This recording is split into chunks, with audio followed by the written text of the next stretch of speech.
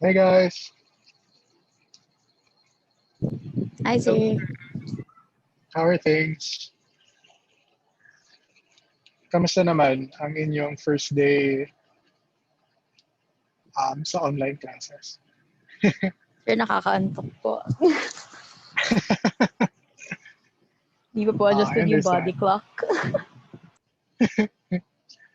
No, I get that. Tsaka I think ano rin lunchtime rin kasi yung classes. So, well, sa inyo, hindi na. Pero yung first class ko today was just right after lunch. So I think siesta period talaga. Is this your first class for today? Or may classes ka kayo kanina? May I had, classes pa kan. sorry. I had the class before this. Eh. Oh, okay. Yeah, no, I understand that. You were saying something, Carl?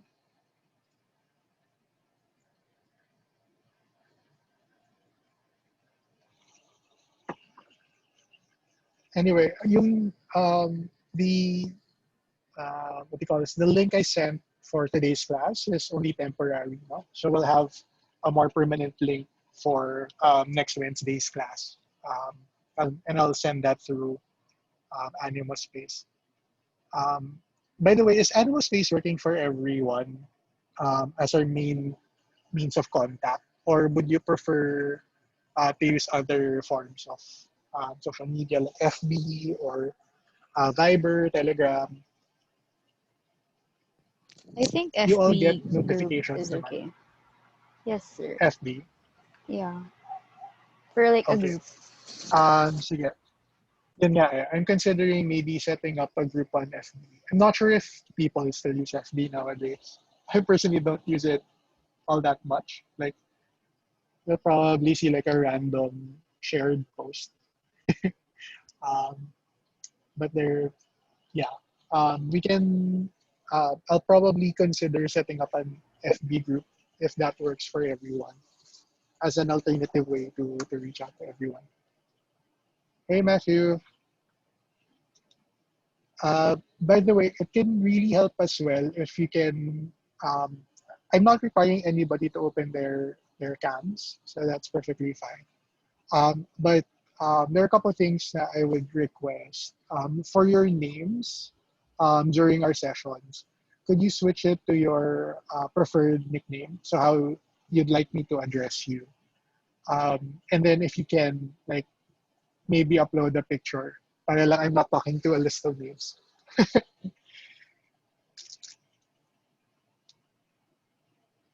But you don't have to do it now. No? We can do it later on.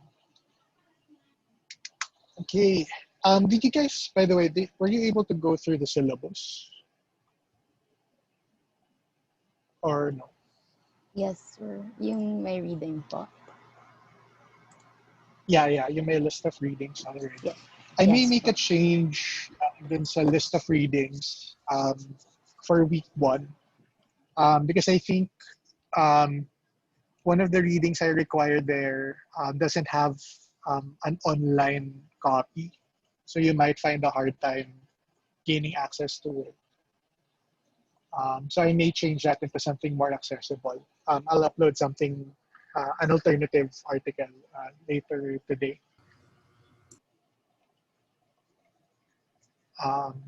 Yeah. Noted, sir. Thank you. No worries. Excuse me. By the way, I sound a bit weird when recorded, or ako lang ba yun? Kasi I was listening to my recording. I don't know if I sound the same. Do I sound the same from the recorded video that I shared last Yes, sir. last I sound the same. Yes po, sir. I may get a new mic because I sound different when I'm using like a wireless earphone right now. So I don't know. I sound different. So like which one was better, like now or the video? Well, I guess my point of comparison is between the video recording and how I hear myself speaking right now. So parang same naman. Yeah, I'm using the same mic kasi. So, oh, I don't know. Baka ano lang ako. I'm just getting too conscious. Um, Also, bear with me, by the way. This is the first time I'm teaching an online course. So obviously, there's a bit of a learning curve for me as well, with how I can structure this course effectively. So um,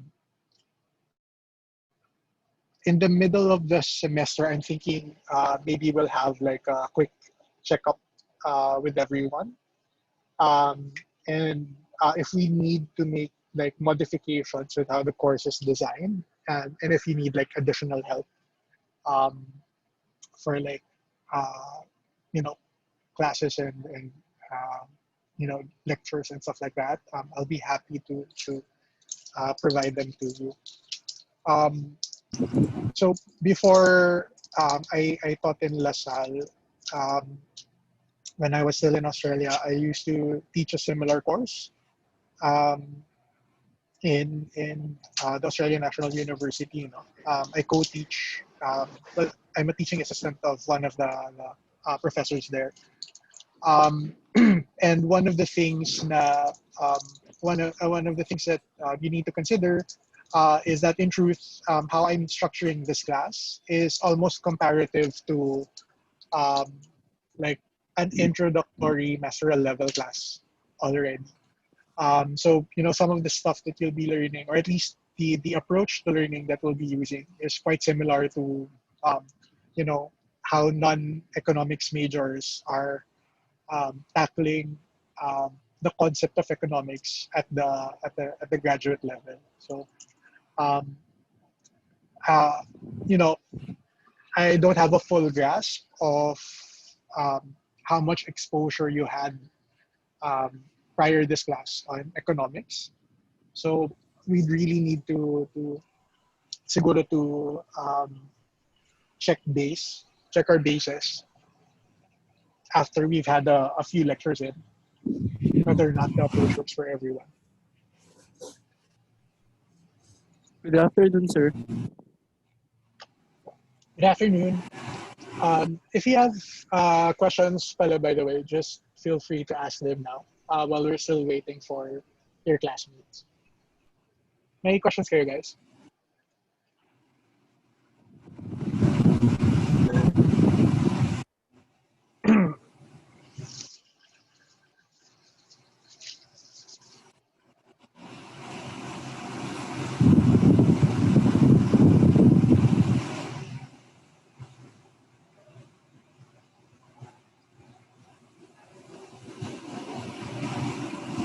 Alright. It's 2:30 already. Um, we have 23 people. Maybe let's wait 5 more minutes to see if more people would come. I'll just double check uh, my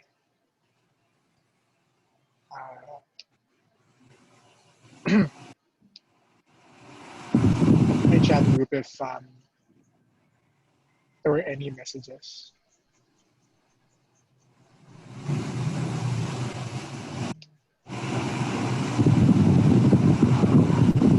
By the way, did most of you guys already pick a group to be in?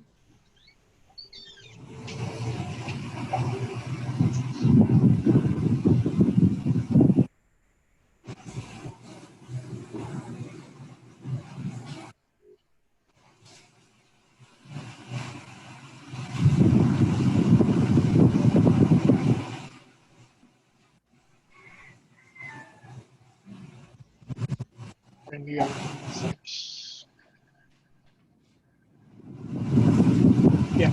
Um, I think there's like I can double check here. There's like 14 students left who have not yet picked a group. So if you go to Animo Space, you can go to the people section, and then you click um, the FDNE groups, C48, and then just pick a group, whichever one you'd want. Um, the groupings are based on the sequence of reporting. So if you pick group one, obviously you'll be the first to report. Um, and yeah, if you don't pick a group um, by 4 p.m. today, I'll automatically assign you guys. So if you haven't done that yet, just go to the people section and then click groups and then self-assign. Is there anybody here who hasn't picked a group yet, or have all of you selected groups already?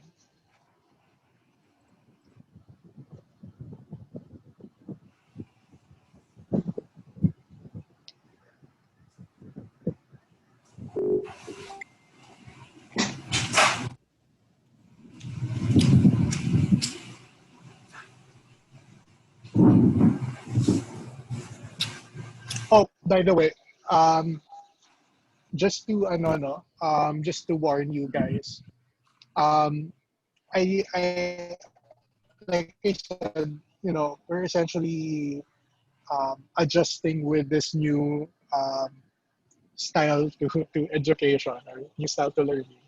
And one of the obvious issues would be when the internet suddenly cuts out. So there may be times or like cases where, um, and, either one of you guys gets cut out, or if I get cut out of the class. If that does happen, just stay on. If I get cut out, just stay on, and I'll try to get in again. If I couldn't get in, I'll send you guys a message through Anima Space, or um, depending if we're setting up a Facebook group, I may post in Facebook as well. Um, and then we'll deal with we'll deal with things that way. But for the meantime, yeah, if for whatever reason I do get cut out, and that surprisingly happens, quite a few times. It happened twice already today. Um, just stay on and I'll be back. Okay? Let's just wait one more minute for um, hopefully the rest of the class to come and sign in. I think we're a total of like 43. How many are we? I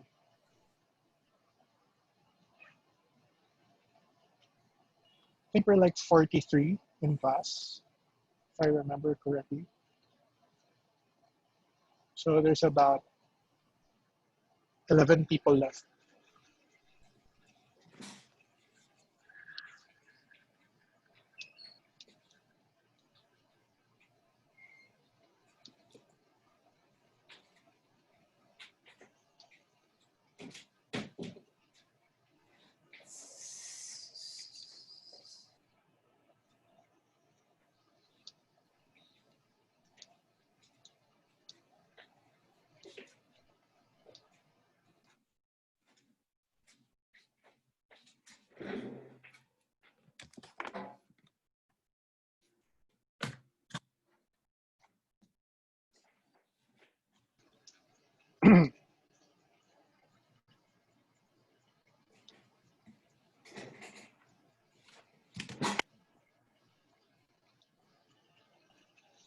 Okay.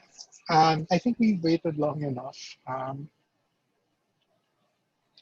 Just double check now.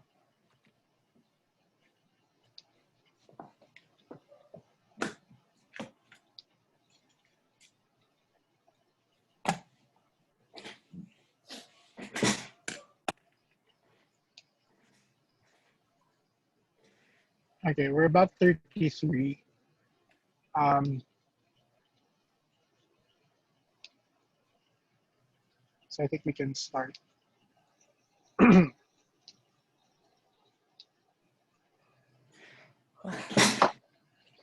Okay, so good afternoon, everyone, and welcome to our first lecture in FDN Econ. Or so for today, we'll be talking about how to think like an economist, right? What are the main things that we consider when we want to sort of tackle problems the way an economist would tackle them. Um, to start us off today, can I have anybody from Group One to? Oh, sorry about that. Share the wrong slide.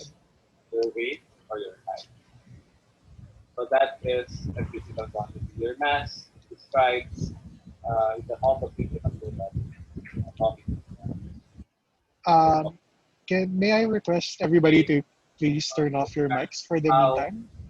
I think there's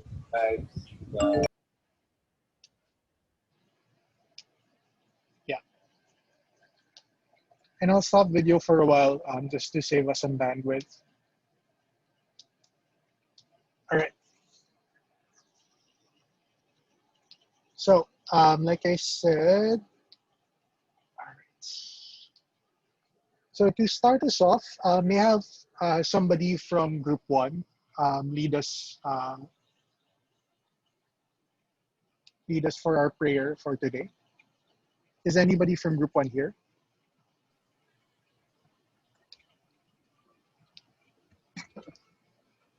Hello, sir. Yeah. Hi. Um, can you lead us with our opening prayer? Sir, is it okay if I just read a prayer? Yeah, sure. No worries. Okay. In the name of the Father, and of the Son, and of the Holy Spirit. Amen. Thank you, God, for all the things that you've made our world to be. For every single living plant, insect, bird, and tree. Thank you, God, for all the people that you have placed around us. For every single parent, friend, and teacher that we trust. Thank you, Lord, for all the gifts you send to us each day. For every single meal and snack, for cuddles, toys, and play. Thank you, God, for caring for us. We know you always see our every need, our worries, cares, our laughter, joys, and tears. Thank you, Lord, that you are our friend. You delight in all we do, especially when you hear our prayers. And we give thanks to you. Amen. In the name of the Father, and of the Son, and of the Holy Spirit. Amen. All right. So um, today we'll be tackling quite a bit of topics. Um, and the intention here isn't really for you guys to grasp it in its entirety. Think of it more as an introduction to these concepts. Um, so we'll be tackling essentially four things throughout this lecture. Um, First, we'll be starting out with a discussion on what economics is, and we're structuring it in such a way. Obviously, like a lot of you guys might have taken some economics classes in senior high school, and some of you might have read in advance, and that's a really good thing. But the way we're tackling this question is both functional and theoretical, right? So we'll be talking about the discipline in it of itself, um, and to a certain extent, um, you know, get a grasp or an understanding of the different ideas or thoughts that surround economics. We won't dive deep into that. I think you'll have a separate subject for that called History of Economics. But we'll be tackling some ideas that surround the subject.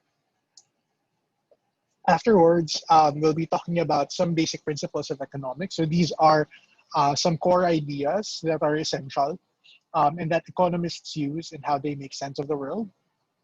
And then after that, we'll be discussing some important decision pitfalls. So to a certain extent, economics concerns itself with how people make decisions and how to make optimal decisions. So in the process of understanding economics, it is important for us to understand what are the general pitfalls are when making these decisions, right? More than anything, I think if you finish this course, with a really good understanding of what Section 4 tells you, then I've done my job, right? I'll give myself a pat on the back for that, even if that's the only thing that you get out of this class. Um, the last thing we'll go through are some key concepts and sort of summarize what we were able to sort of cover in this first lecture. Yeah. All right. So what is economics? So when we you know when we encounter the term economics, what's the first thing that comes to mind for anyone? Anybody who would like to sort of recite an answer, either message it through Sir, chat or just speak up. I'd like Yeah, go to ahead. participate. When I think of Yeah, economics, go sir, ahead. what Go ahead. comes to mind? What comes to mind, sir, is business and daily transactions, that all, like whatever it may be, like people exchanging goods and all of that, transactions. Cool. So transactions, it's about individuals and how they sort of transact or exchange goods. How about the others? What's the first thing that Can I comes to Sir, can mind? I I want can I Hello, to. try? sir. Yeah, Sir, I'm. Can I try? yeah. Uh, For Uh, me, yeah, go ahead. Go ahead. can I go first? For me, I think Uh, economics I'll have is. Uh, yeah. Go ahead, Andre, and then for Annie me, afterwards. I, I think economics is how people run society with business and stuff. Mhm. Is that correct? Yeah, that's So definitely a part of it, right? So it's about yeah. Go ahead. Go ahead. yeah, that's it. next. Yeah. That's it. Oh, so, Okay, so like that's essentially Econom. how people sort of organize society, right? That's a good way to think about it. Annie, go ahead. Economics is allocation of resources on who to, where should you put those resources, who should you give it to, like that. Right, right. So obviously, like economics is concerned with resource allocation, right? And to a certain extent, it's about maximizing those resources, and that's one of the main things that we'll cover today. Any more inputs? answer. All right. So yeah, to a certain extent, all of your answers are touching on an important component or aspect to the study of economics. But when we sort of try to drill it down, right, when we think about how economics grew as a discipline and as a field of study, um, we're essentially dealing with two things, right? On one end, we're dealing with um, how human beings rationalize their interactions in the process of maximizing utility, or meaning, in the simplest sense, it's about how people make decisions to get the most out of things, right? And to a certain extent, that would also involve the idea of how you create certain types of wealth, right? And by wealth, I don't necessarily mean just material wealth, right? It's about um, gaining a surplus or gaining gains or benefits off of a particular interaction or study or practice, right? So we start off with this quote from Alfred Marshall. He's a political economist based in the UK, who wrote one of the seminal pieces of literature that tried to tackle the subject in 1890, right? And he writes that political economy or economics is the study of mankind in the ordinary business of life, right? It examines the part of the individual in social interaction, which is most closely connected with the attainment and with the use of material requisites of well-being. So there are two parts to that we need to consider.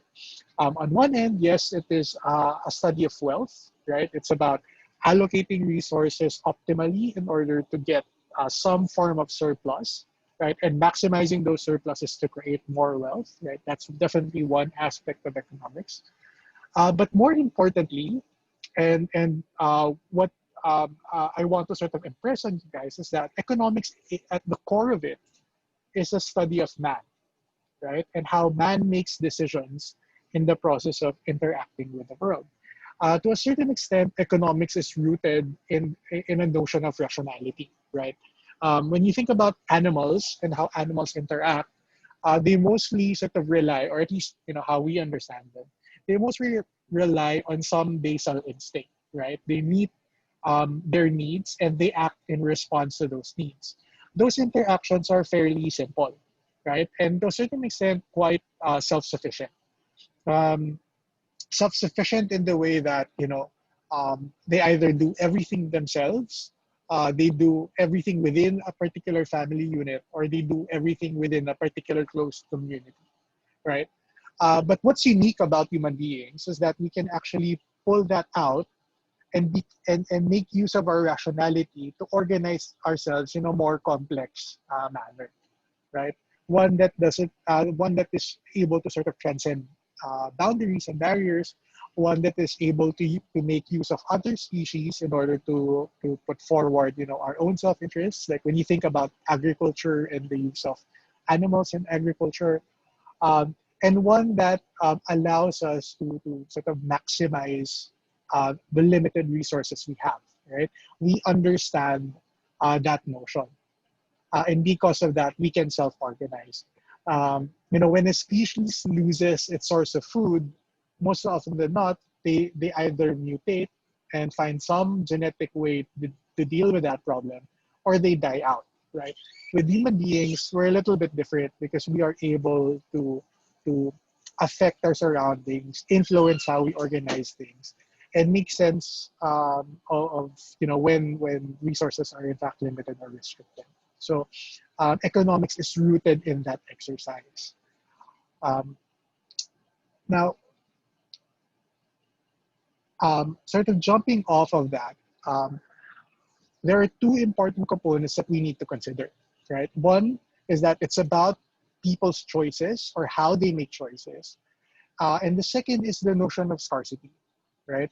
Wherein, human beings make those choices not only because they're there, not only because, man is naturally a rational being, although yes, we are um, rational beings, but we also make those decisions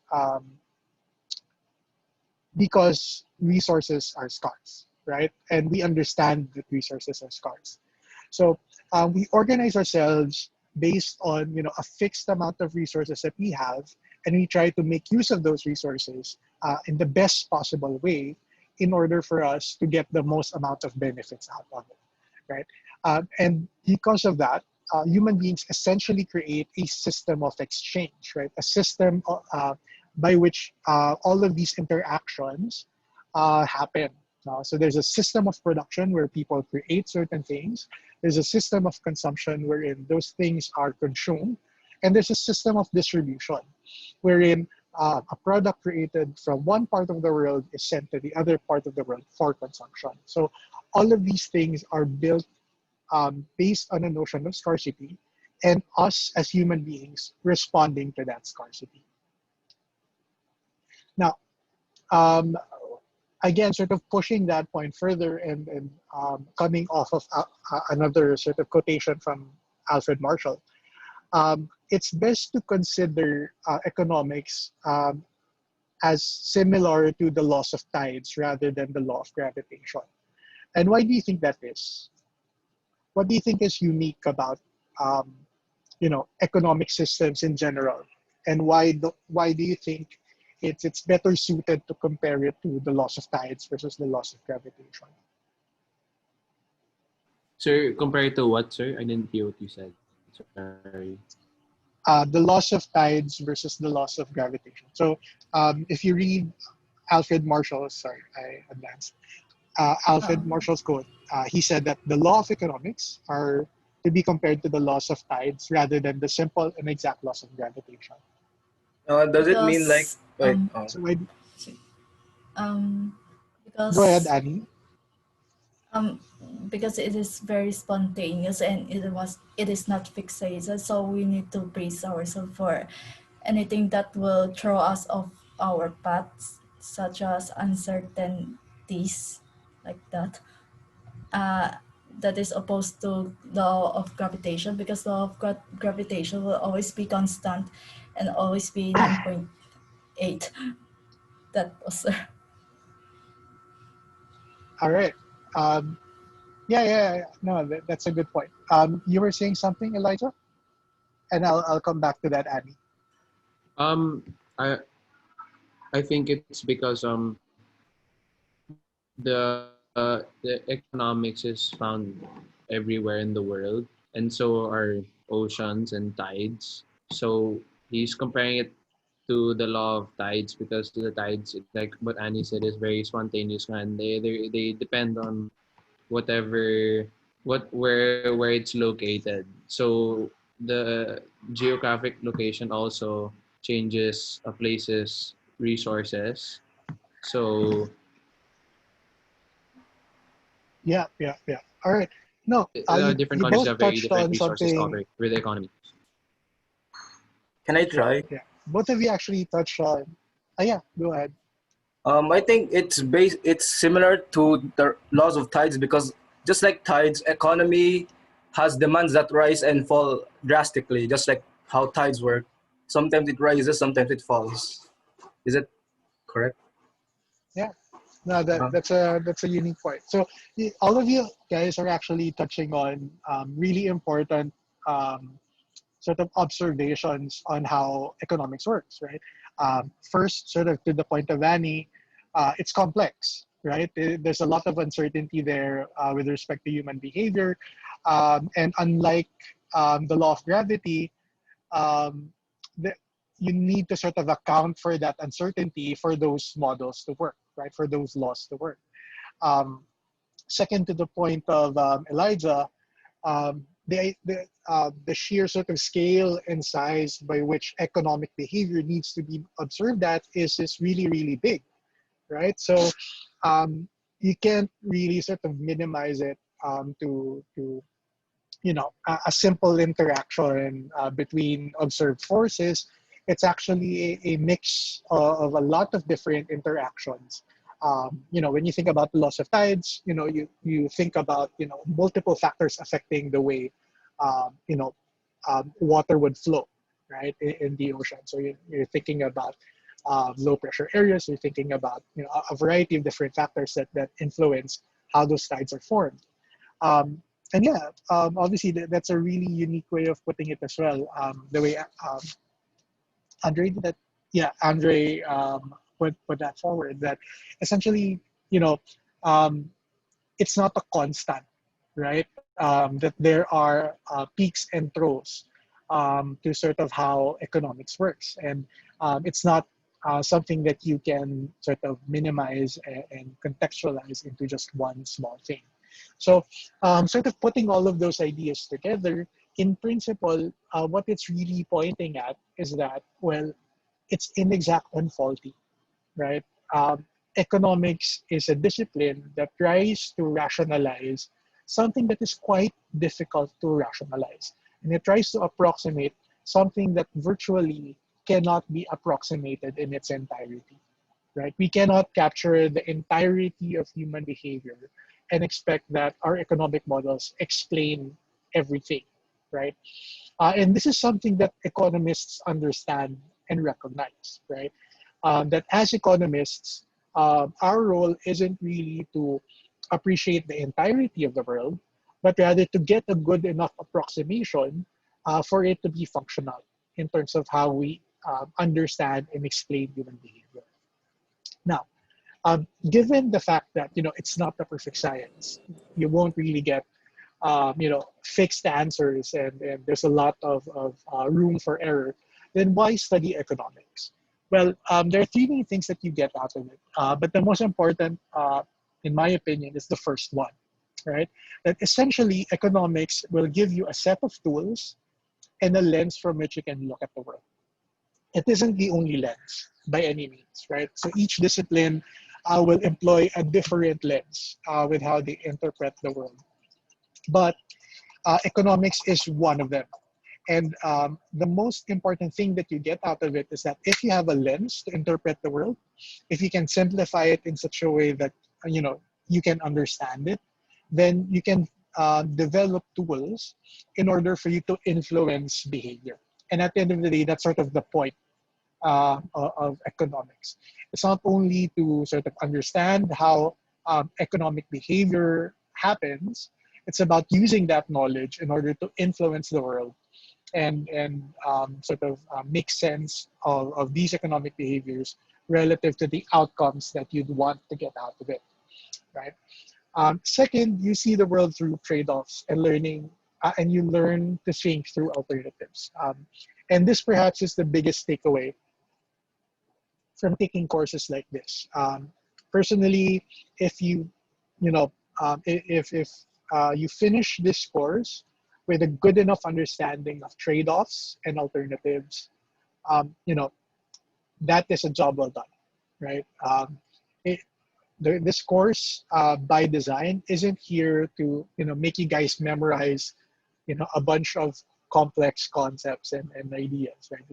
I'm not going to make you guys do well, I am going to make you guys do some math equations, but nothing that you can't do through mental math. Like definitely no complicated maths here. The purpose of this course really is to teach you of a way of thinking, right? To teach you a way to look at the world and to appreciate the world based on economic concepts. And the last thing is to understand how economists think and to argue against an economist. Now, the truth of the matter is, when you go out into the real world and you start working, you will encounter a ton of economists. And understanding their language and how they approach the world and how they see the world will be essential for you to properly discuss with them based on the assumptions and the conclusions that they arrive to. No? I think John Maynard Keynes put it best, no? That the ideas of economists and political philosophers, both when they are right and when they are wrong, are more powerful than is commonly understood. And indeed, the world is ruled by little else. So, in whatever profession you get into, whether you work in the public sector or the private sector, you will encounter economists. And economists will have a significant say with how the world will eventually work. The outputs of economists determine how policies are created. The outputs of economists are used on a day-to-day basis with how businesses make their decisions, right? And these are really, really powerful, methods of shaping the world towards a particular direction. So understanding how you can interact with economists, understanding their language and their rationale is essential for you guys to weigh whether or not what the economists are saying are in fact true or not, right? So most of you guys are studying not to be economists, right? Most of you guys are studying to become, business associates, finance majors, marketing executives in the future. And you will encounter economists on a day-to-day basis. So knowing how to engage them, knowing, how important they are in terms of how economic decisions are made is an essential component to what you need to learn, right, in principle. Now, we shouldn't get carried away as well in terms of the importance of economists. More than anything, economists tend to think that they're much smarter than historians. Thomas Piketty was well known in saying that very same fact. And in fact, he assumes that economists tend to think that they're smarter than everybody. But the truth of the matter is, and something that economists recognize as well, like really good economists recognize as well, that in truth, despite the fact that economists have tried for years to understand how the economy works, we don't necessarily know everything about economics or about the economy. And more than anything, what economists can actually predict is actually a very small part of the complexities of economics in the term itself, right? So, you won't really get a full grasp of how of how economics works, and no economist has that ability. Second, this quote from John Maynard Keynes puts it well, that if economists could manage to get themselves thought of as humble and competent people on a level with dentists, that would be splendid, right? Because the truth of the matter is, economists um, will inevitably, try to argue things about the world that, in truth, is quite difficult to prove, right? And good economists would declare those limitations. No? And this particular quote from John Galbraith, where he says that economics is extremely useful as a form of employment for economists. And Galbraith is a very well respected economist in Australia. No? And the point that he's trying to make here is not to sort of downplay the importance of economists, but merely to make the point that it's a self-reinforcing profession, right? The value of economic of creating abstractions, creating models to a certain extent is built under the notion that economists can explain certain things that other people can't, right? So it's a self-reinforcing profession. Um, Economics is a really useful thing to understand, mainly because it allows you to organize the world in a certain way. But it is not an infallible, profession or discipline. And that's one thing that we need to accept. Now, once you finish the scores, what I'd hope you'd be able to answer are questions like these. No? So some of the questions we'll be able to answer would be like, why do movie theaters give discounts to students and seniors? Why do they give discounts in certain days, right? And it's not just because they're nice. It's possible that these are nice people, but the motivations to do that aren't just because they're nice people, right? What's the best way to make housing affordable for the poor, right? Which is a pressing problem that we're observing today. Are monopolies always bad? Who wins and loses in international trade? So these are the types of questions that hopefully by the end of the course, you'll be able to answer and answer competently. All right. So what is economics?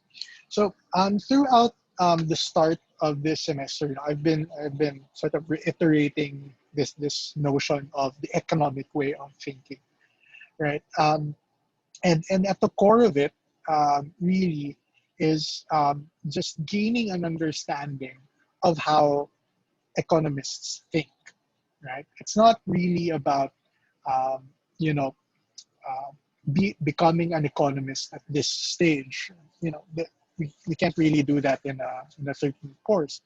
What we want to achieve here is for you guys to get a grasp of some core principles of economics, understand those core principles to a level of mastery, um, so much so that you are able to understand the economic perspective, right? So knowing how economists appreciate the world will allow you an alternative lens, a different lens to view a similar problem.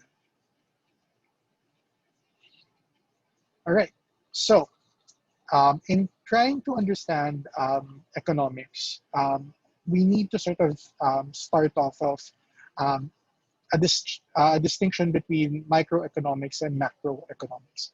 I won't belabor this point too much, mainly because you'll be discussing this as separate subjects later on in your learning pathway. But in the simplest terms, the main sort of distinction between microeconomics and macroeconomics is that microeconomics, in principle, is concerned with the economic behavior of individuals and firms and markets for individual goods. So it's about certain commodities and how those commodities are being consumed relative to different factors worth studying.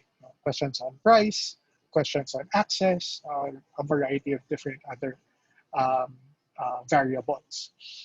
Macroeconomics, on the other hand, is the study of the aggregate economy. So what it tries to look at is, a particular country's economy in aggregate relative to other economies. Um, and here you will tackle concepts like inflation, unemployment, economic growth, right? Questions on the GDP and that sort of thing. And the truth of the matter is, with macroeconomics, there's a lot of abstraction and there's a lot of speculation. And because of that, normally when you talk to practicing economists, they always view microeconomics to be far more scientific than macroeconomics in that sense, right? Because microeconomics, you deal with actual data of actual individuals in consuming actual commodities or products. With macroeconomics, you do a lot of abstractions with certain assumptions about how the economy works and what type of sort of incentives there are for certain people. Right.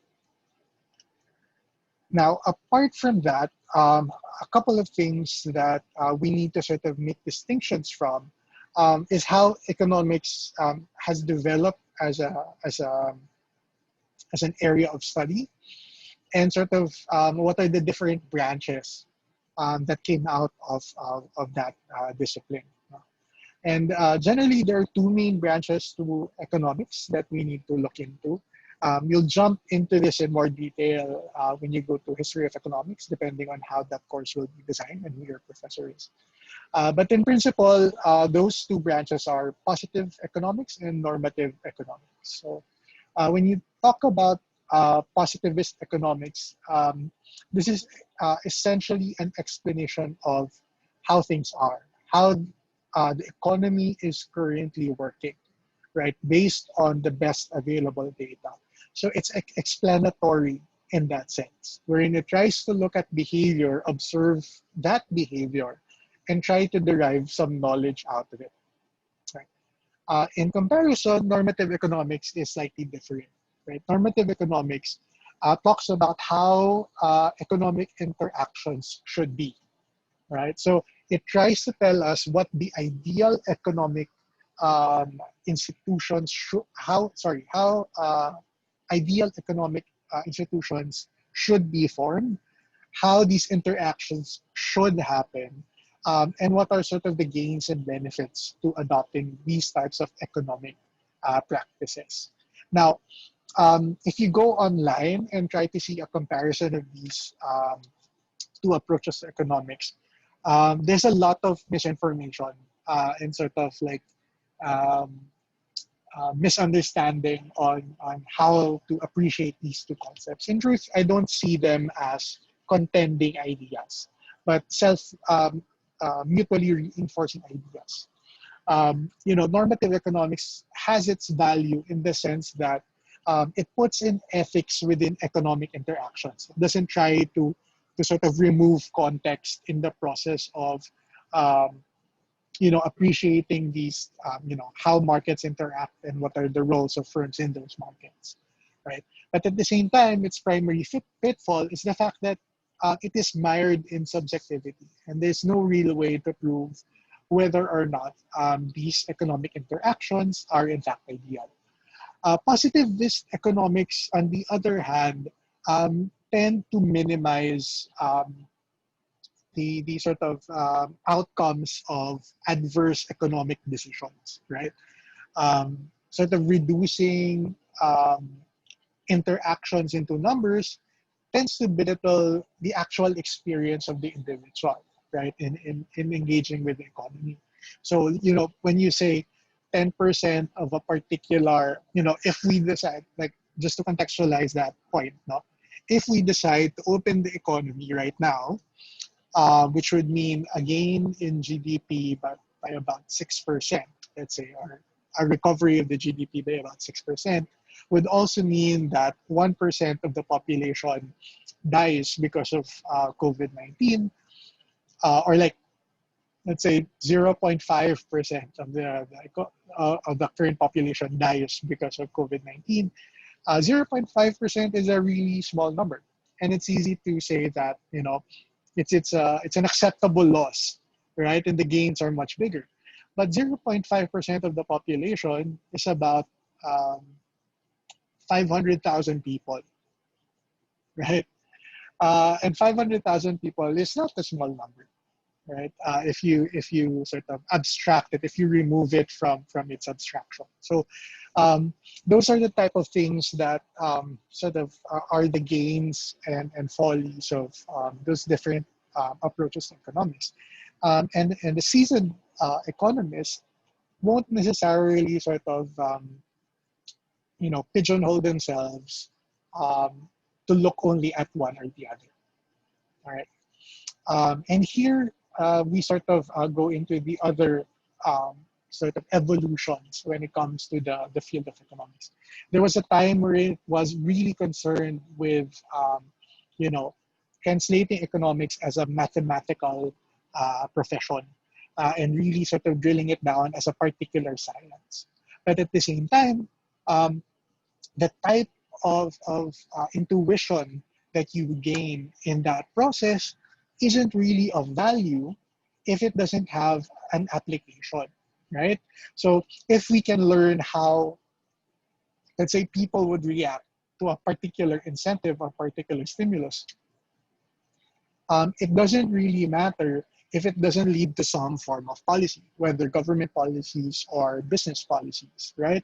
The idea there is that it needs to sort of reside in both of those spaces and understand that how we design economic interventions needs to arrive at from a position of normative value, right? We need to make certain recommendations for how government can organize themselves, how businesses can organize themselves in order to improve the current economic situation, right? And that sort of harks back to the last distinctions that we're making.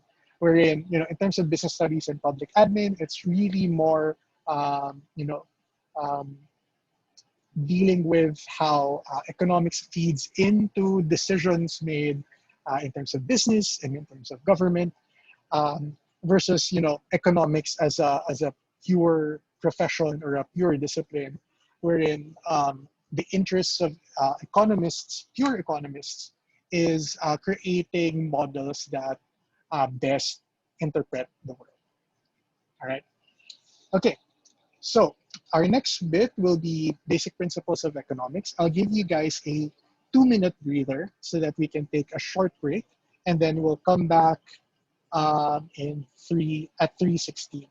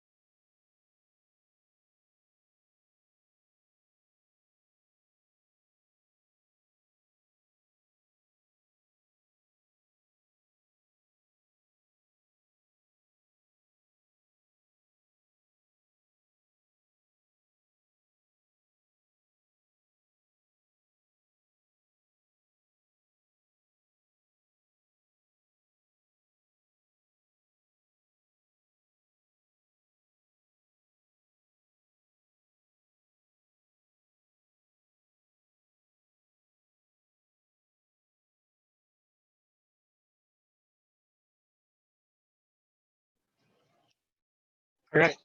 Um, Before we proceed to the next section, are there any questions so far um, about our first um, topic or discussion? If you don't want to speak, it's okay. You can send it via chat if you want. Sir, can you when you're discussing the slides, can you slow down lang just a bit? Okay. All right. Thank No you. worries there. Thank you. Any other concerns or like questions? By the way, I'll be uploading the video of today's lecture as well.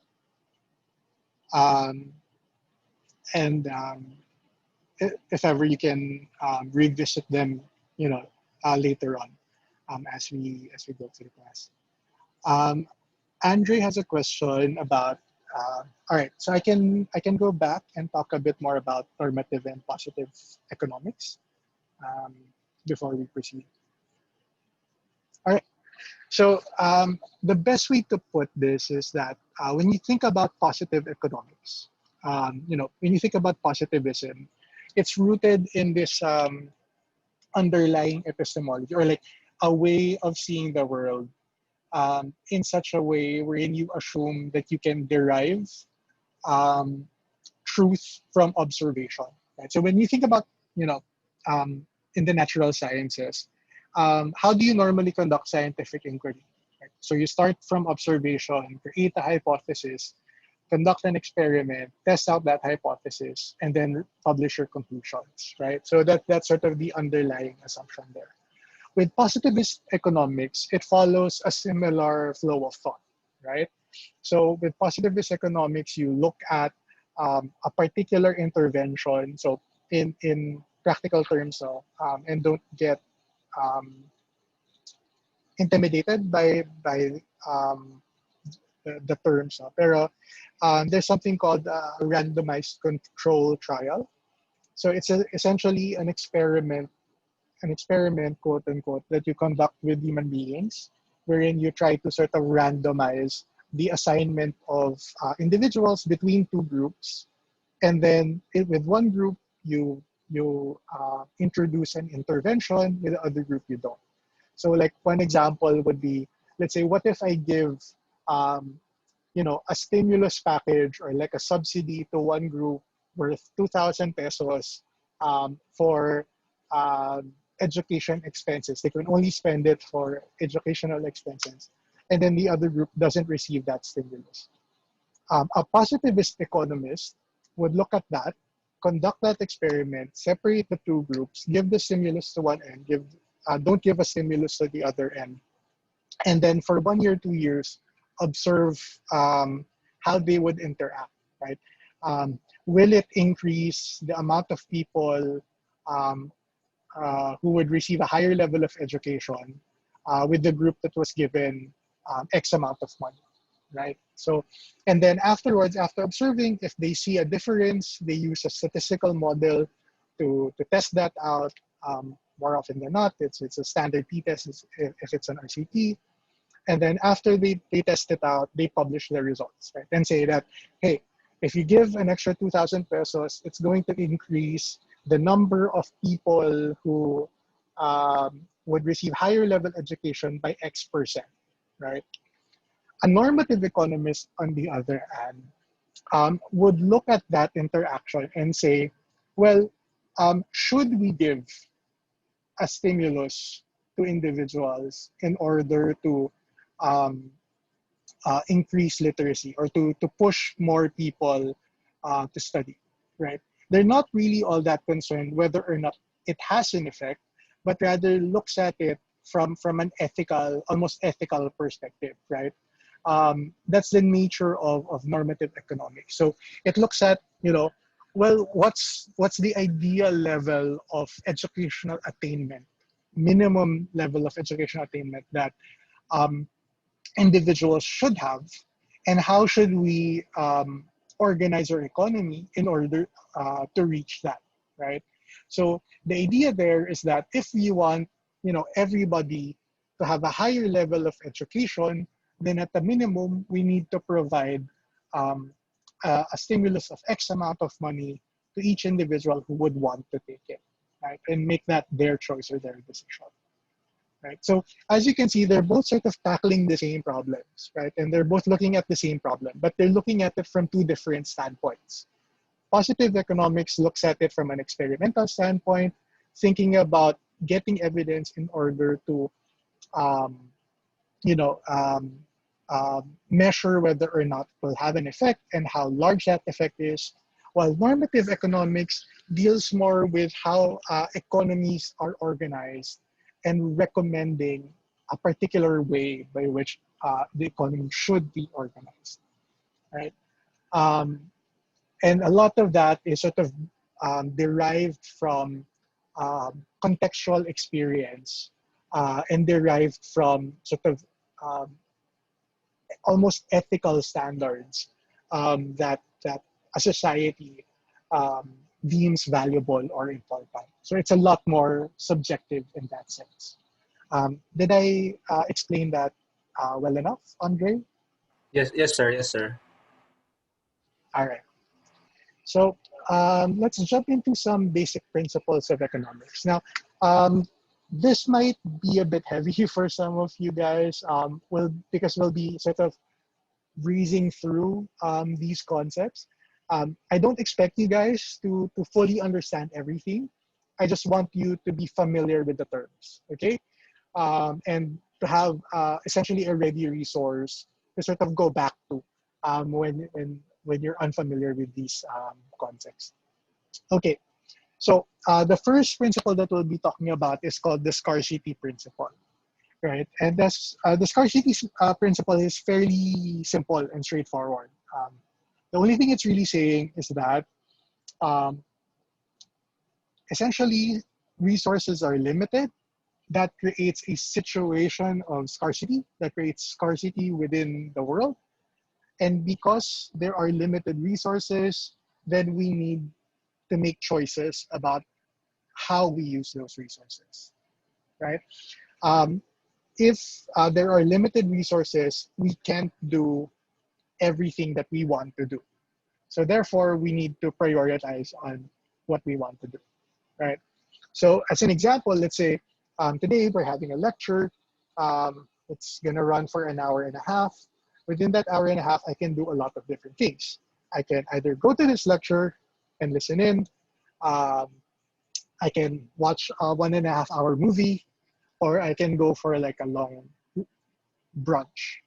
Well, lunch, dinner, right? So, of those three choices, because time is limited, I can't do all of those three things at the same time.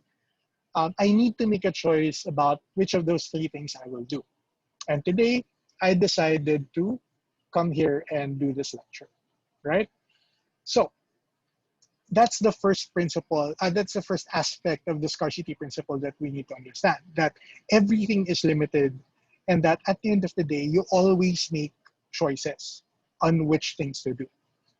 The second thing to consider is the idea of trade-offs, right? Wherein when you make one decision, you have to give up another thing in order to do it, right? So going back to my example, since I decided to do this lecture today, I will not be able to do the two other things, right, that I could have done. So in everything that you do, you always make a trade-off. You always make an alternative. You always forgo the alternative choice, right? In that sense, and in that sense, you're always expected to choose what is best for you, right? So right now, at this day and age, at this particular time, rather, the best choice for me is to be here with you guys, right? The third thing that you need to consider is that without scarcity, there is no economics, right? Imagine like a situation wherein you can literally do 10 things at once, right? If I was in that situation, then I can do all three. Then I don't have to make a choice, right? There's no real reason for me to limit the choices available to me.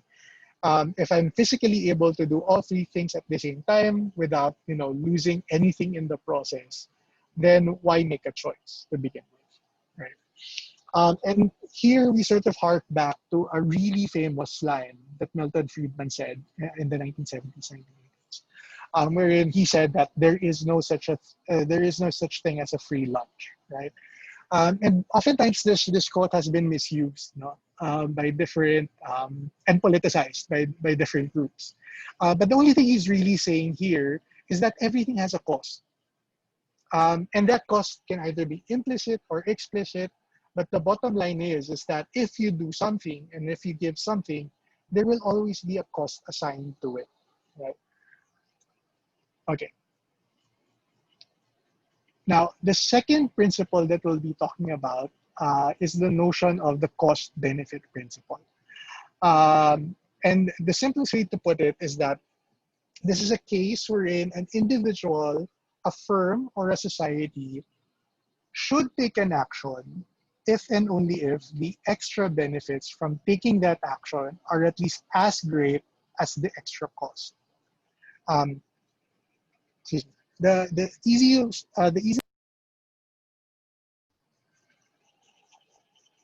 easiest way to put this is that um, when making a decision about um, anything in that regard, when making a decision about anything, you need to consider how much it would cost you in order to pursue that decision versus what you would gain from making that decision, right? That's sort of this principle in a nutshell. Um, there are extra aspects to it, wherein you look at the marginal costs and the marginal benefits, and we'll get into that in more detail as we go along. But the simplest way to put it really is that whenever you make a decision, you need to think about what will this cost me, and what do I get out of it, right? And if it's worth what I pay for is worth what I get out of it, then I should probably do it. Right? That's the cost benefit principle. Now, um, when you're thinking about the cost benefit principle, you also inevitably encounter this notion of opportunity costs. And opportunity costs is essentially what you give up when you make a trade-off, right? It is the value of the next best alternative that must be forgone to undertake an activity. So going back to my earlier example, when you think about attending today's lecture, of the three options that I gave, how much does it cost for me to attend this lecture is essentially me not being able to watch a 1.5 hour movie, right? So the cost of me making that decision to a certain extent is the cost of what I would have done instead. Now, there are two types of costs that you need to consider. There are explicit costs versus implicit costs. So implicit costs are the actual material cost that you would have to pay in order to engage in an activity. So like if I want to watch a movie, it's the amount I have to pay in order to buy the ticket. That's explicit costs rather. Implicit costs, on the other hand, are essentially the costs that are not material, right? So the cost to that would be, let's say, in the 1.5 hour, if I decide to spend, I don't know, 500 pesos to watch a movie, right, in a cinema that I like, that 500 pesos I could have spent on something else, right? And that is my implicit cost, right? The time I spent to watch that movie um, is my implicit cost, right? Now, the last thing to know about the cost benefit principle is that incentives matter. So when you think about the cost and benefit principle, it's always a calculation, right, between how much it would spend, um, marginally spend, in order to get a particular marginal benefit. So if prices change, right, if something changes that affects, if there's some form of change that affects the price, then inevitably people will take action, whether in favor or against it. So the idea of how you set those incentives, how your certain decisions influence things like price, right, can actually push people to act a certain way. So um, at the core of economics is that very notion of incentives, right? And how you build those incentives will really matter in terms of how you can expect people to behave. Okay. Now, in terms of building economic choice models, the most basic model that is being used is a combination of these two principles, right? The scarcity principle and the cost-benefit principle. And the underlying assumption here is that people are rational maximizers of their self-interest. So, simply put, what it's arguing is that, well, one, resources are limited, but people want to do certain things with the resources they have. So, like, let's say, as an example, I have, let's say, X amount of money. Let's say I'm a student right now, and I get, I don't know, like 1,000 pesos a day to spend on whatever I want. The 1,000 pesos a day is my budget. It's my limit. But I want to do a ton of things. So the question is, how do I spend that 1,000 pesos in order for me to get the most amount of benefits I can possibly get, right? The most amount of happiness I can possibly get off of the 1,000 pesos. So you take the scarcity principle, the idea of having a budget, and then you apply the cost-benefit principle, wherein people would make an active decision on how they would spend that 1,000 pesos based on their own self-interest, right? Which cost would deliver me the most amount of benefits, right? Now, underlying that assumption though, and it's very important to sort of set this here at this point, is the notion of rationality. People make consistent decisions to do what they want. And this is at the cornerstone of neoclassical economics, the predominant tradition that is being used today. The thing with rationality is that you expect people with a certain set of characteristics to act a certain way. So if you meet certain criteria, the assumption is that it would be reasonable for me to assume that this is how you would behave, right? Later on, as we sort of mature in our discussions and you learn more about economics, that's when you realize that, well, the truth of the matter is that people aren't all that rational. In fact, people are quite irrational. And more mature models, models that can access better data, try to account for that irrationality. That said, at this moment in time, since we're sort of introducing you guys to the concept of economics, it's important for us to sort of simplify human behavior and start from an assumption that people are rational beings. Later on, you'll be able to sort of slowly remove these assumptions and put in more accurate assumptions about human behavior, as we go through the literature. So why create a model? Like, what's the point of doing economic modeling? And what exactly is it? In principle, a model is a simplification of reality. It focuses on the most relevant elements of the problem. No, the best way to put it is that think about Google Maps as an example. So, when you go to Google Maps, let's say you want to, or like Waze, and you want to go from, let's say, Quezon City to Manila, you type in your address, Quezon City, Manila, and then it shows you options for your route, a particular path, and identifies which streets you should use, right? You see a map there, but that map is a simplification of the real world, right? That's a simplification of the city of Manila and the city of Quezon City and all the cities in between, right? You don't see every single detail of that city. You don't see every single corner, every single street, every single individual walking from one end to the other of the map, right? What you see are the most essential points, right? You see where you're coming from, where you need to go, and what path you need to take, right? More complex models, more mature models, you would say, would be able to tell you how long it would take you to go from one point to the other, whether or not there's a roadblock, whether or not there's a policeman, right? And that's sort of where, more mature models are getting better at. But the bottom line is that they don't try to account for everything. An economic model functions in a similar way, right?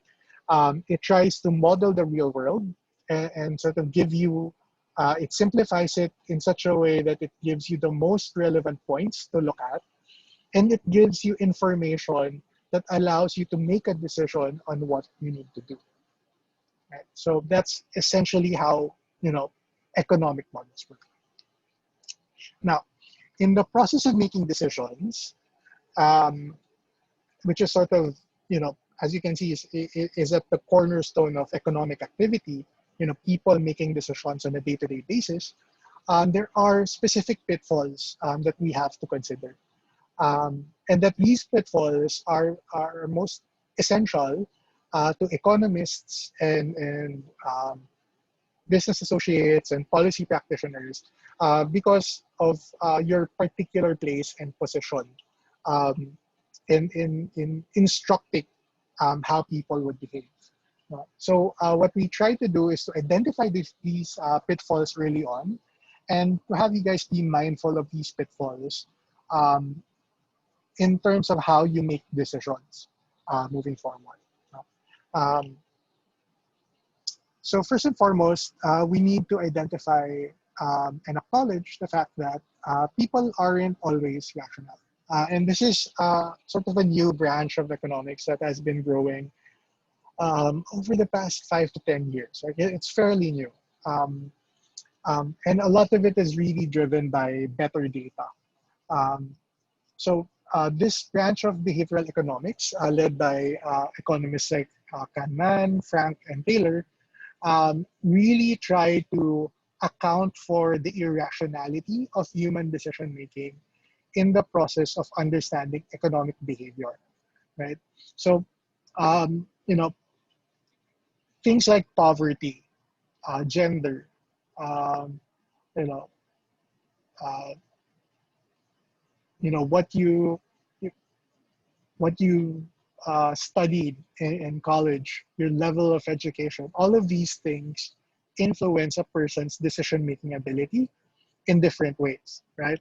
So, if you are, let's say, a well-to-do individual at this moment in time, and you're asked, how would I spend 1,000 pesos today? Um, it would be pretty easy for a well-to-do person to decide, I'll probably spend that 1,000 pesos to buy, to order, some cookies from a friend of mine who's selling it online, right? But if you're a poor individual and you have that 1,000 pesos, you'll probably spend it differently, right? You'll probably be more, um, um, the expectation at the very least is that you'll probably be more concerned with how you'd spend it, prioritize basic needs, and rationalize that spending to stretch it out as much as you can, right? So that's sort of the underlying assumption to rational decision making. But the truth of the matter is, if you look at the rationalities of poverty and how they make decisions, they would actually spend it.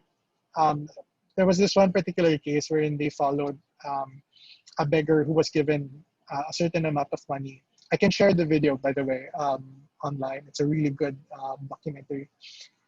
And what they found out was that instead of spending it for basic needs, for like food, water, and that type of thing, or like maybe renting a hostel to live in for a certain number of days, he actually spent it doing karaoke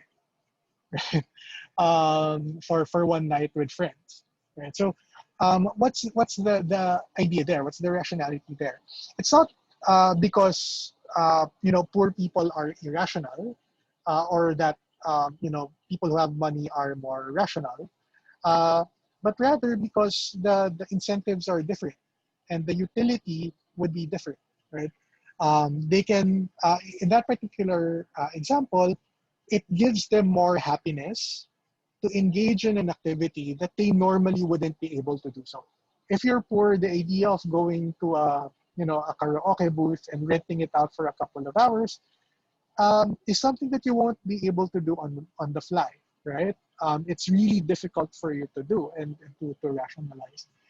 If you have, so therefore, if you're a poor person and you have an excess amount of money, then you would do the things that you normally wouldn't be able to do, right?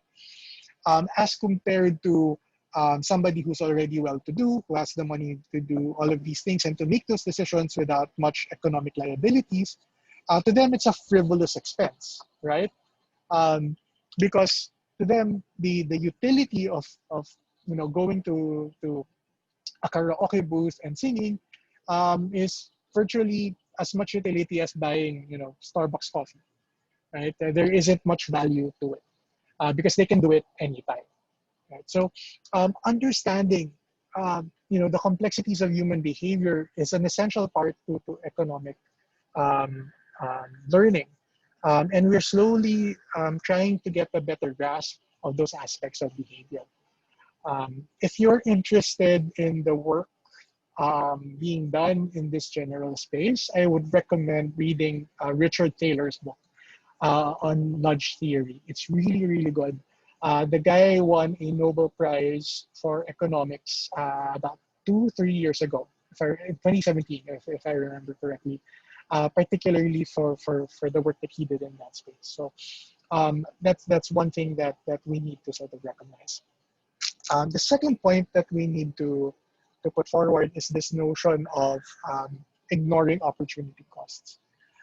So like when you think about the costs of studying at the university, so when you decided to enroll in this class in the LSU, more often than not, the cost that you're thinking about is the cost of paying tuition, right? How much your tuition is, you think about, if we're doing like face-to-face classes, the cost of, renting a place nearby, or the cost of having a car drive you back and forth. Right? Those are the normal costs associated with studying at the university. But the truth of it is that there are a lot of implicit costs that you often don't consider, right? So when you think about studying at the university, you're spending on the average maybe, 20 hours or more of your week studying for courses, doing assessments, attending classes like these. In principle, those 20 hours could be spent doing something else, right? And what you're essentially losing is the value of that time. So when you think about costs, you shouldn't just think about the explicit costs of doing a particular action, but you need to think about what you're giving up in the process of doing it. Okay. Now, the third decision pitfall, and this is probably one of the hardest things to swallow for a lot of us, is the idea of sunk costs and ignoring sunk costs. Now, a sunk cost is a cost which we can no longer avoid or recover by taking a particular action. So the idea here is that these are costs wherein whatever you do at this point, you won't be able to get back, right? You won't be able to recover. You can earn, let's say, if you're thinking about it in terms of money, let's say if you spend a certain amount of money to get something, the amount of money spent for that particular thing is already spent. You can earn more money later on doing something else, but you won't recover that exact amount of money that you spent to pay for that thing. Right? It's not about the value, but the actual material cost that you paid in order to get something or to do something, right? Um, in principle, the best way to sort of summarize this is that there's no use crying over spilled milk. Right? Once the milk is spilled, it's already spilled. You can put it back in the glass, but it's not going to be the same milk, right? You can get a new glass of milk, but it's not going to be the same milk. Some examples of decision pitfalls are as follows: switching majors or careers. So, like as an example, let's say you're 2 years into an economics degree, and then you suddenly get the realization that you don't really want to do economics anymore, and you want to become a singer. professionally, should you quit or should you just finish the 1 year and a half you have left? Well, if you are an economics major with a firm understanding of economic thinking, then you would probably quit economics altogether. Because the idea there is that you shouldn't think about the 2 years that you spent studying a particular subject, but you need to think about how happier you'd be, what type of gains you'd get if you make the decision to switch to a different career or to switch to a different major. If you find that there's more benefit to the idea of switching a major or switching to a different career, then you should probably do it, right? Another good example, let's say, is getting tickets to a concert. Let's say you buy a ticket to a concert 6 months in advance, and then you find out that because of a work thing, you won't be able to attend that concert anymore, right? So the idea that no, I need to attend that concert because I already spent X amount of money to buy the ticket won't really hold, right? What you really need to think about is what the marginal costs are. So if I decide to attend the concert after excluding the amount of money I spend for the tickets, what will that cost me, right? So if I have work that day, how much is my daily rate of work? If my daily rate of work, let's say, is 5,000 pesos, and the tickets, you know, and sort of I would gain 5,000 pesos in terms of income if I decide to work, versus if I go to the concert, I'll probably have, enjoyment arbitrarily computed as worth 6,000 pesos. Then I should probably go to the concert, right? If I won't enjoy myself equivalent or more equivalent to more than a day's worth of work, then I probably shouldn't do it, right? But you need to think about it in terms of the marginal costs, right? Don't think about it in terms of the cost of the actual ticket, because you already paid for that ticket, whether you go or you don't go to the concert, it's already paid for, right? Now, the last decision pitfall that we'll be looking at is this notion of um, marginal costs and marginal benefits, and not using it in particularly. The marginal benefit is essentially the increase in benefit that results from carrying out one additional unit of activity. So don't think of it in terms of total costs and total benefits. Think about, if I do the next thing, what is the cost of that thing, and what do I get out of it, right? Marginal cost, on the other hand, is the increase in total costs that result from carrying out one additional unit of activity. And the goal when it comes to marginal benefits and marginal costs is to make sure that the amount of marginal benefits you get at the minimum should be equal to the marginal cost that you spend. This is called efficient allocation, right? And essentially, you engage with an activity to a point wherein your marginal cost to do something is zero, so you eat until the marginal benefit is zero, right? Um, let's use the example of the buffet here. So let's say you go to you pay for a ticket to enter a buffet, right? You pay, let's say, 2,000 pesos. You go to, I think it's 2,000, 3,000 pesos, go to Shangri-La Heat. You enter the restaurant, you eat your first plate, right? When you eat your first plate, what is your marginal cost for eating that first plate? Do you have any takers? Does anybody want to try to answer that? So I paid the 300 pesos on the door. What's my marginal cost eating my first plate of buffet food? What do you guys think? Sir, can you repeat It's the okay to question again, be, sir? Sorry. yeah, no worries. So let's say you go to a buffet, right? And then you pay 3,000 pesos at the door to enter the buffet. Now, once you're inside the buffet, you get a plate of food and you're eating your plate of food. So You get a marginal benefit of 1. What do you think is the marginal cost of eating that plate?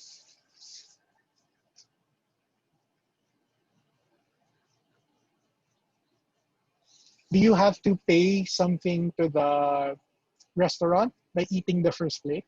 Anything additional apart from the 3,000 you already paid for? No, right? So your marginal cost in principle is 0, 0. right? Because you don't, when you get your first plate, you already paid the 3,000 pesos. That's done. That's your sunk cost. You don't pay an additional amount anymore, right? To eat your first plate. So you get a second plate, right? And the second plate, you get 0.8 benefit from it. What's your marginal cost for the second plate? Nothing. Nothing as well, right? 0. Because you don't have to pay the restaurant to eat your second plate, and you go on and continue. Since your marginal cost is 0, the efficient allocation happens when you keep getting a plate of food up until your marginal benefit is 0, meaning you don't get any benefit anymore from eating that additional plate of food. Okay, so that's how thinking along the margins works, right? That in principle, you need to consider your decisions based on the next activity that you're going to do relative to the next benefit that you will be able to access. Okay, so let's use another example now to contextualize this. And this one, I'll throw the question to you guys to think about, and if you can give me an answer, that would be awesome. So let's say you're a pharmaceutical company. And in this pharmaceutical company, you conduct clinical trials for particular drugs or medication. Now, for each clinical trial you do, you spend about 5 million pesos. So your marginal cost is, $5 million. Your marginal cost is about $5 million for each clinical trial. The idea here is that for each clinical trial you do, you essentially gain a larger share of the market, an additional use for the drug or the commodity, up to a point wherein you're saturating, you're maximizing the market and you're saturating the market, right? So given that situation and given sort of the table in front of you, what do you think is the optimal number of trials to conduct in order to get the most amount of benefits?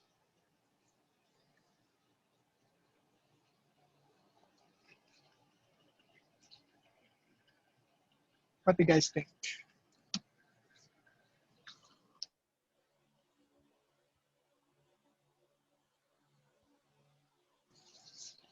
Sir, can you repeat what you said? Yeah. All right. No worries. All right. So let's go with the example, no, that we're a pharmaceutical company. Um, we got a few answers online. None, nothing, 2, 1. All right. So let's go back now. So you're a pharmaceutical company and you conduct clinical trials in order to expand your market. Essentially, you find new uses for the drug or for the medication that you're conducting the trial for. Now, for each time you do a clinical trial, you capture a certain portion of the market, right? A different, the general pharmaceutical consumption market. Now, for each trial, you spend about 5 million, so this amount here. And then, so you spend 5 million per trial. So let's say if you go from 0 to 1, you spend 5 million here, you spend 5 million to do a second trial. So the cost per trial is, marginal cost is the same, right? Now, my question is that if you spend 5 million per trial that you do, what is the optimal number of trials? So is it 0, 1, 2, 3, 4, or 5 for you to maximize your benefit from it? What do you think is the answer? Sure, So we got a 1. few answers already. Why do you think it's 1? Sure, It's because okay. Yeah. Sorry, Go ahead. are you gonna say something, sir? No. Go ahead. Go ahead. Um, I'm not sure if I'm correct, but since it's 5 million per trial, if you look at the first no, if you look at the first trial, you already get a marginal benefit of like 20 million. But if you keep Yep. spending 5 million, the marginal benefits get lower and lower and lower and lower. So if you just conduct Yep. just Yep. one trial, you already get 20 million from that's the marginal benefit, and it has the highest marginal benefit for like the least amount of money spent. All right. Okay. Um, I'll take note of that and open it up to other answers. There were a couple who said, so we got one answer for one already. There were answers for like 300. um, there were answers for like 0, nothing, and 2. Does anybody else want to share why do they think it's 0 or 2? Sir, I have an answer It's for it's 5. perfectly okay. Okay, go ahead. Why do you think it's 5? So I believe that 5 is the most optimal because there's no additional cost for having an additional trial. So you could just keep going and spending the same amount Mm, without an additional like interest, let's say. So you could just keep going and spending only 5 mil per trial. And you would think that more okay. trials are better. So there. All right. I think you're all of you are touching on really important things to consider now. But let's go through it real quickly because I think we're almost out of time. Um, so, okay, let's go through this methodically. So each trial you conduct is worth 5 million pesos. So as you go through multiple trials, you're actually accumulating total costs, right?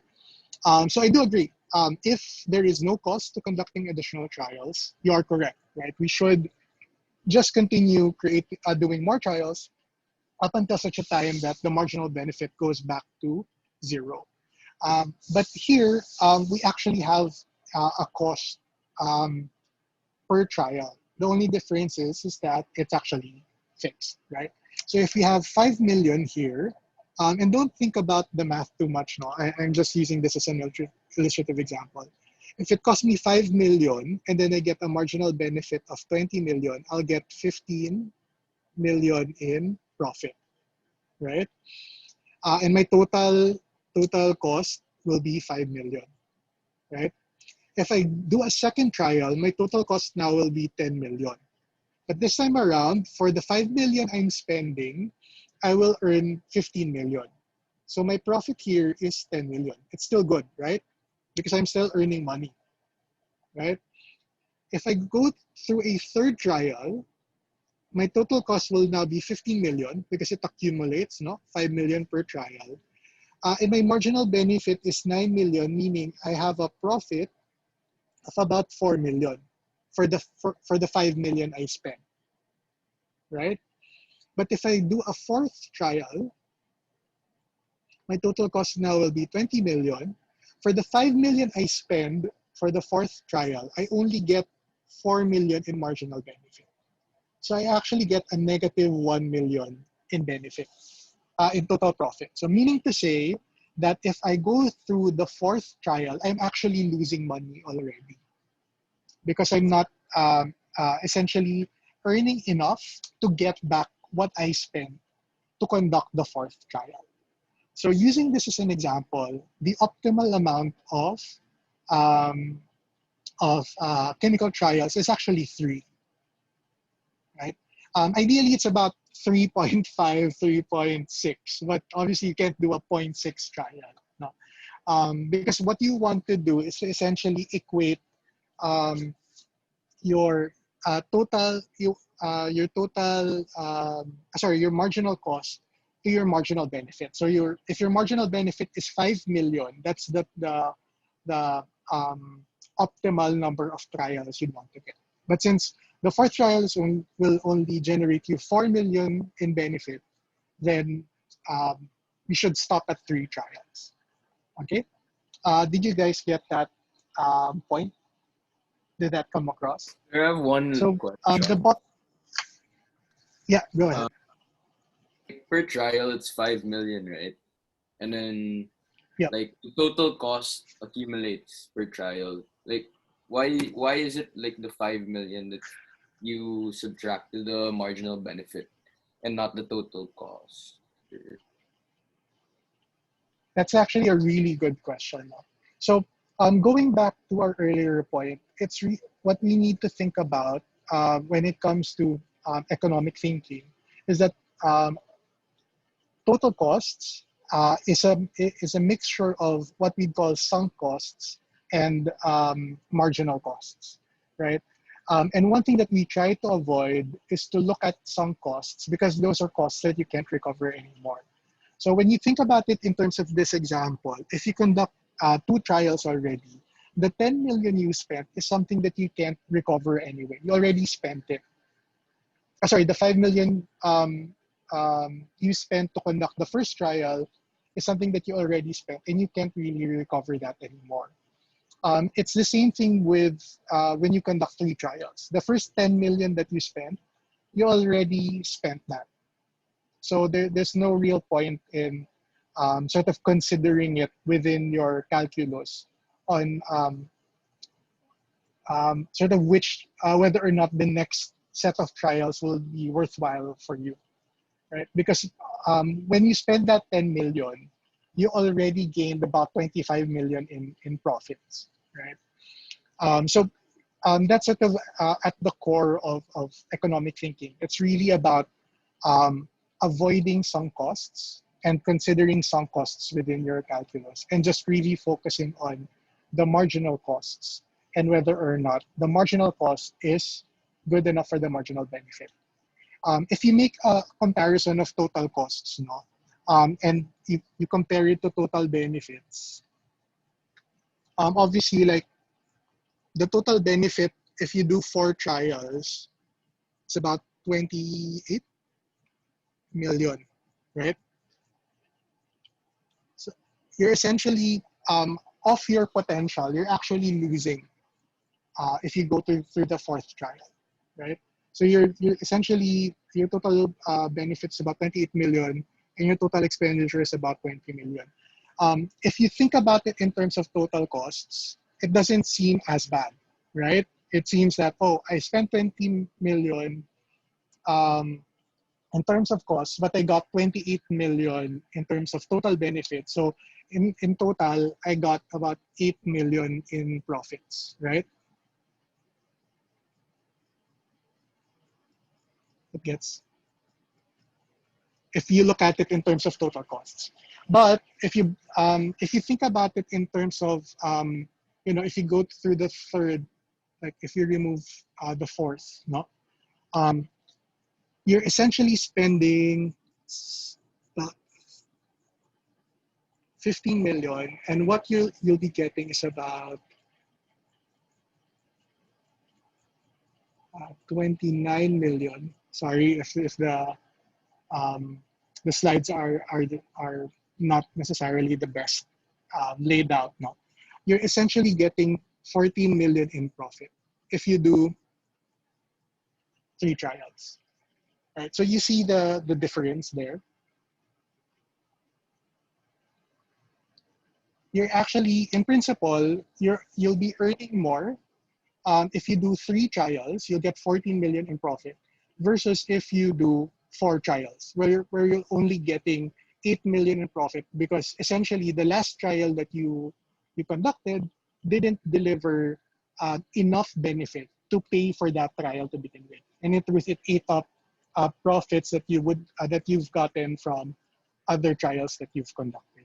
So that's why you're sort of focusing more on looking at marginal benefits and marginal costs, because in principle, you're comparing apples to apples in that sense, right? You're looking at the cost it would take to do the next set of activities relative to the benefits that you get from doing that next set of activities. Did I explain that clearly? Yes, sir. Thank you. No worries. So we'll be going through these ideas in more detail as we go along. No? But that's a really important lesson for us to have. I do understand we're a bit over time already, if I'm correct. Um, so we'll just breeze through the next few slides, no? Before we end the class. Okay, so conclusions. Look at all costs, which our choices can change, right? Not just the sunk costs, and not the sunk costs. So like we mentioned earlier, sort of coming off of that point, you can't really recover something that you've already paid. So when you make economic decisions, think about what choices you can actually change. If I decide to do a fourth trial, that's something I can change, but I can't change the fact that I already did 3 trials.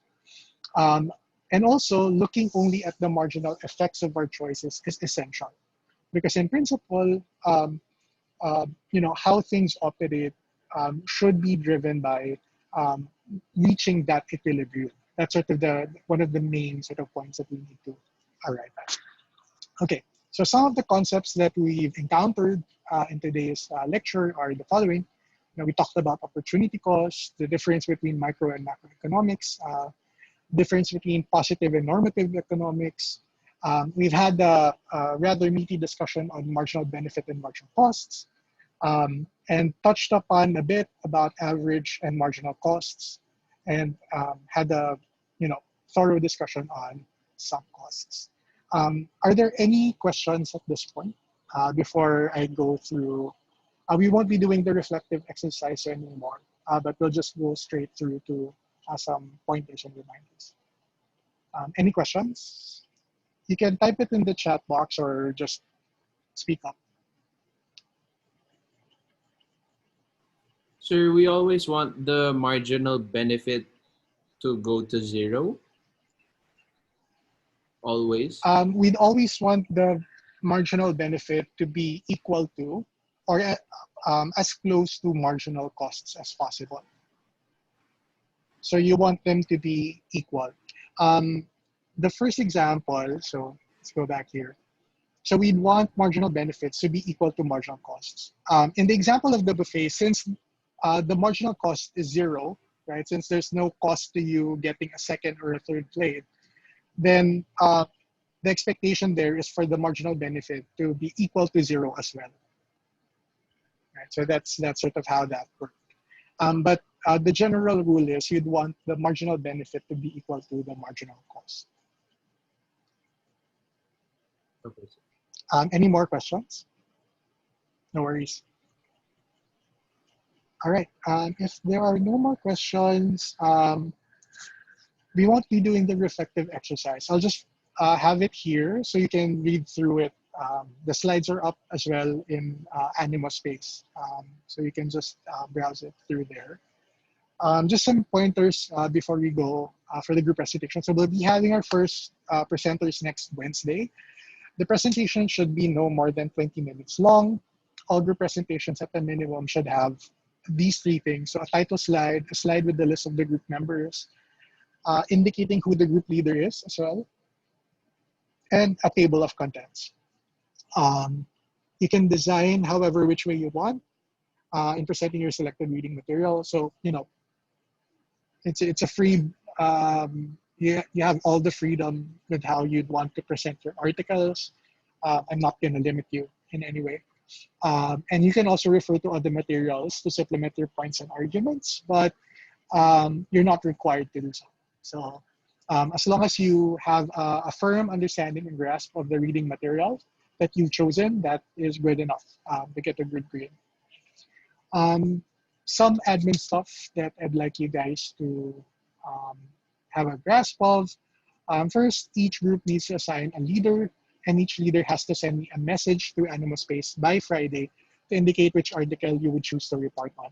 The list of articles that you can choose from per week is provided in the syllabus, the PDF file that's uploaded in the syllabus section of Anima Space. I couldn't quite put it in the actual syllabus space because it didn't have enough characters, to put all of the information there. So just download the PDF. In the PDF, if you go to the learning plan, there's a list of all the readings that you can choose from there. On the average, there's about 2 readings per week that you can choose from. So pick whichever one you want to report on. I'll be adding a different group reading for group 1 after the class. This is largely because Dr. Tuliao's article is currently hard to source online. So you might find it difficult to access it.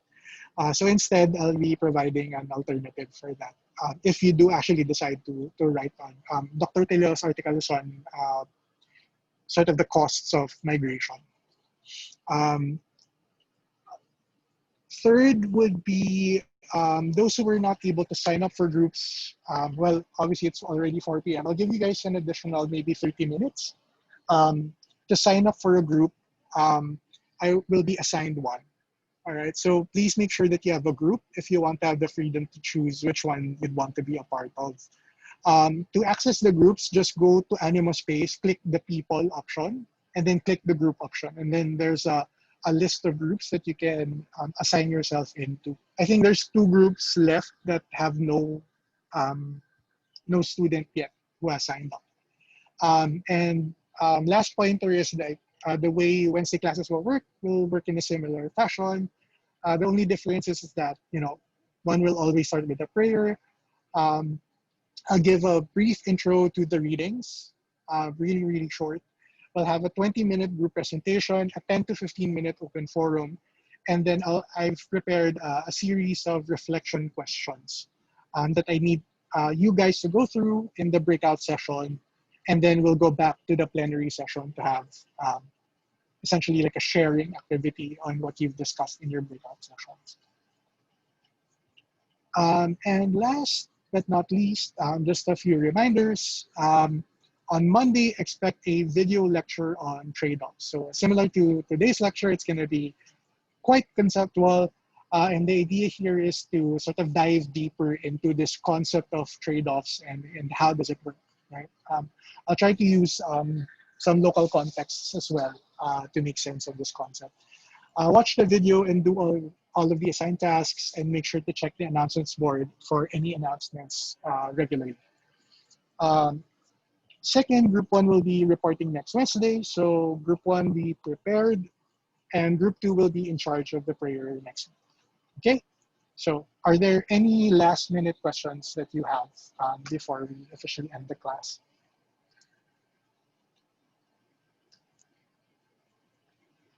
And I'm taking that as there are no questions. So with that,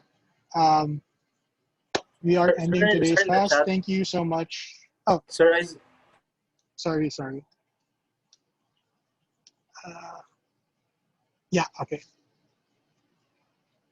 Oh, no, you don't have to pass your answers to the reflection questions. It's more to sort of aid you in engaging with these concepts in a practical way.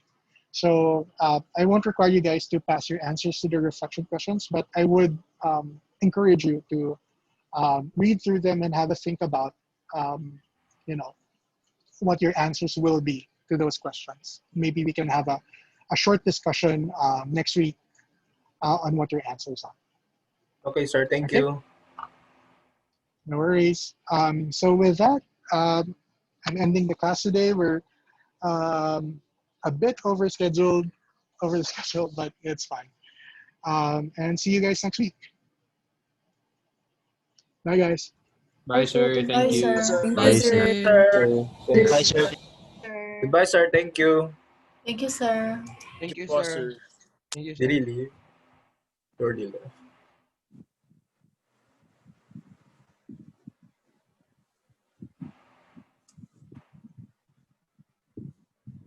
Thank you, sir. Bye po.